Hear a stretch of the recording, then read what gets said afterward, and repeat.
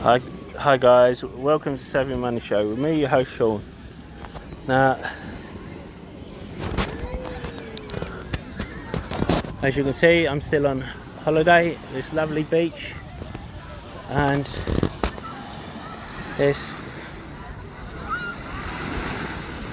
but I've had some questions from you guys, and I thought while I'm going for my early walk, I will answer some of them.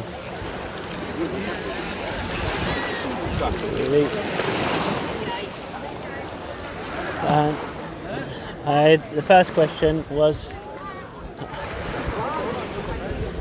and I'd appreciate if some of the questions were left in the comments in the YouTube channel or TikTok channel, help boost the video. However, I appreciate any questions. First question was, if I keep banging on about earning 5% on my cash, why am I investing in anything? Well, because that 5% interest on cash will not last. Traditionally, what will happen is the Bank of England at some point will hopefully get inflation under control and will drop that interest rate, and then shares will make more than the interest rate will. That's why I'm still looking for undervalued stocks for my long-term portfolio, ones that I think will grow more than the 5%.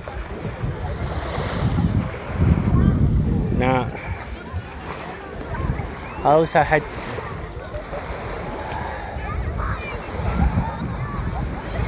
people saying how this is going to be a similar sort of answer. If I think the market is so bubbly, why don't I sell out of everything and just go all cash? Well, if you remember, I did a video during COVID when I first started doing videos, how someone who was a major YouTuber at the time sold out of all his videos, sold out of all his stocks, and went cash thinking the market was going to crash even further, and then just started doing videos of him going to a burger joint and a taco joint. And it turned out that he missed the run-up getting back in, and it cost him over £1 million more to get back in.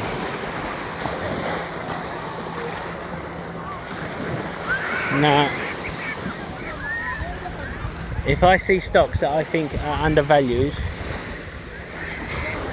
I will pick them up, even if it's only a starter position, so I can add to them if they go down further. Now, I'm not going to rely on a company's growth, because companies that traditionally grow and have hyper growth, look at the likes of Nike and Starbucks, and they cannot grow constantly.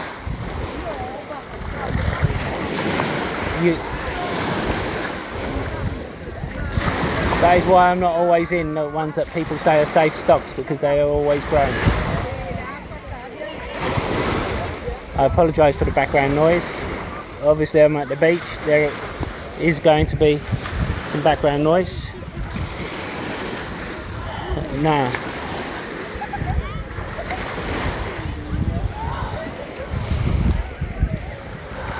I got asked, what kind of investor am I? Am I technical or fundamental? Well, I'm what's classed as a total investor. I look at the fundamentals and the technicals. I also look at the technology surrounding it, the data. So with regards to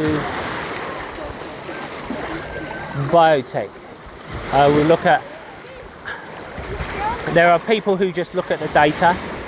There are people who look at the fundamentals. I will look at the data to see where I think it's good or not. I will also, of course, that good data could turn bad in an instant. I will look at how much cash run they have, and I posted something in my free Discord not long ago on companies, and I've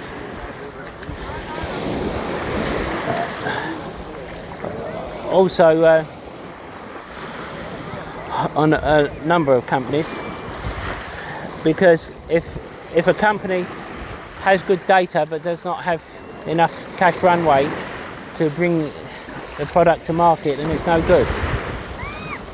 You see with Prime at the moment, Prime is meant to be the next big thing, Prime Medicine.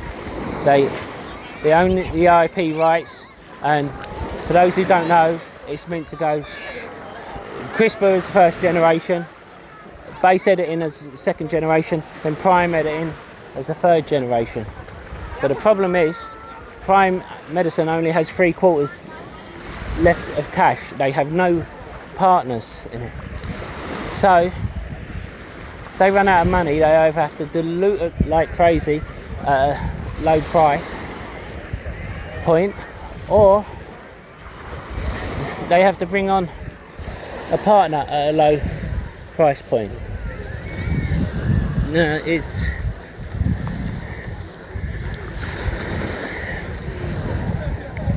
that is why I always look at the technology. It was the same when I was going through SPAC stocks and spec stocks.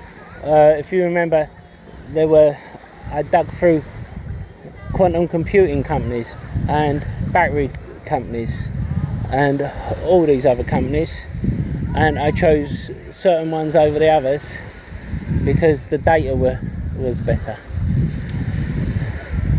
As I said, I still rely on the fundamentals as well for my long-term companies, because the fundamentals will always outweigh long-term, but the technicals and the data have to be there as well if I'm going to invest a large amount of money, because I have multiple portfolios. I have my long-term investing account and I have my short-term trading account, which is just a bit of fun I do here and there. And I do a daily watch list. I got asked about my free Discord. Is it really free? Yes, it is. But I do a daily watch list, which I send out, and I provide other information which is behind a paywall, which is less than £5 a month. And so I think it's a lot of information for less than a cup of Starbucks. And if you don't like it, just cancel. You know, you've only lost a cup of Starbucks. But anyone who's in my free Discord will tell you I am quite attentive in there. I do give out quite a lot of information. I am not a professional YouTuber or TikToker. I did not go down that route. I feel I did not go down selling a course, because I feel you should be able to fund through your investing if you're any good. I do accept buy me a coffee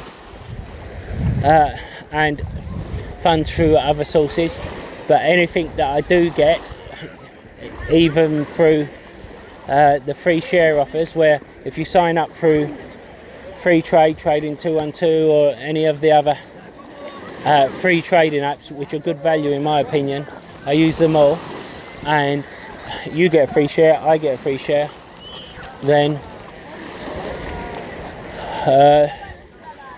the money I incur from that, then I put towards my mission, which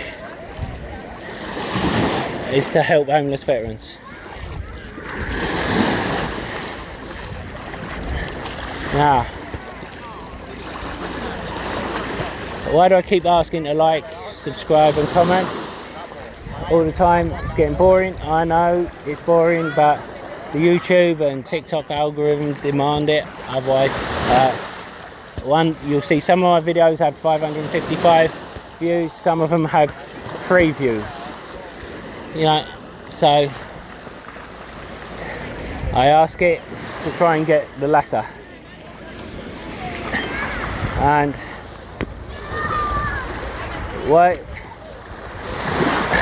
how do I find my picks? Well, I never throw away my research. All I do is update it. So I will always keep my research on a hard drive, and I will, if I'm looking into a company again, what happens is I will set a price point when to be activated to review it, and then I will, once that price point's activated, I will review the company and set a buy price. That's a company I've got. If you watch my videos, you will see I've said, oh, I sold it at this price and I'm buying it back again at this price. Sometimes it could be I've sold it at a lower price than I've bought back, although not often.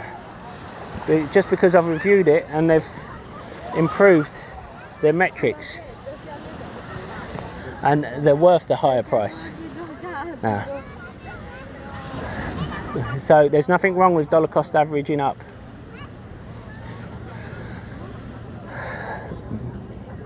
What is dollar cost averaging?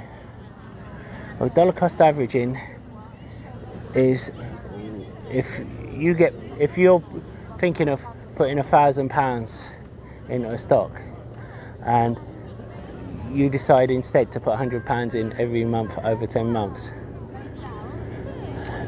then you will instead have a good average, because that means if the stock is, say, $10 and it drops to $5,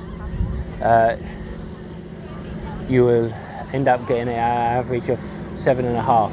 So if it ends up coming back at $10, you will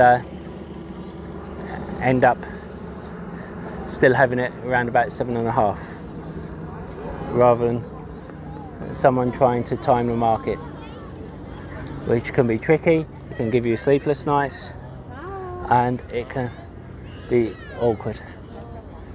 Please leave any questions you have in the comments box. I'm happy to answer any of them. Don't forget to hit like, comment, subscribe. Don't forget to check out the links in the description below. The other one is, what metrics do I use as a fundamental investor?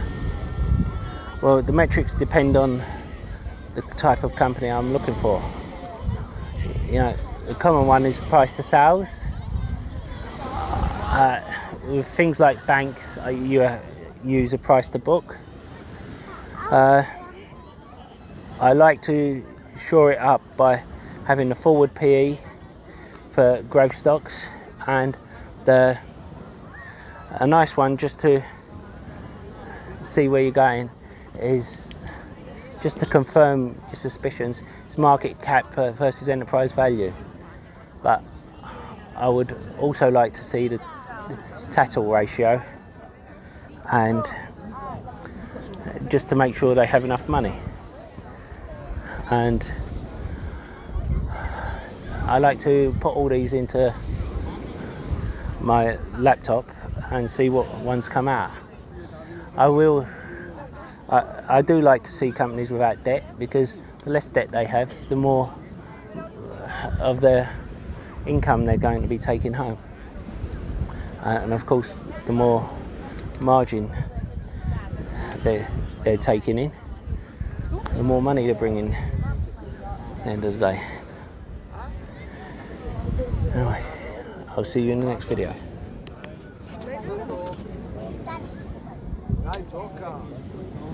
caros. No, no. Tocca.